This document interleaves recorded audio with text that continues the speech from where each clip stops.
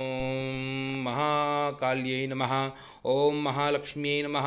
ओम महासरस्वत्यै नमः। अदक्षमा प्रार्थना। अपराधसहस्राणि क्रियन्ते हर्निशं मया दासोऽयमिति मां मत्वा क्षमस्व परमेश्वरि।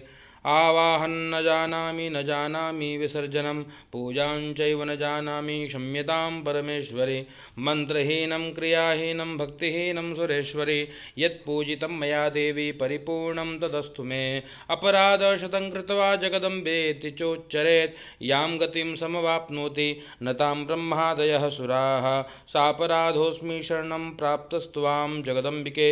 इदानीमनुकम्प्योऽहं यथेच्छसि तथा कुरु।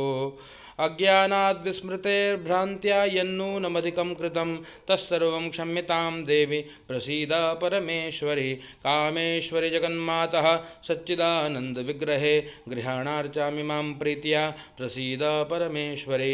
गुह्याति गुह्यगोप्त्री त्वं गृहाणात् मत्कृतं जपं सिद्धिर्भवतु मे देवी त्वत्प्रसादात् सुरेश्वरि। श्रीदुर्गार्पणमस्तु।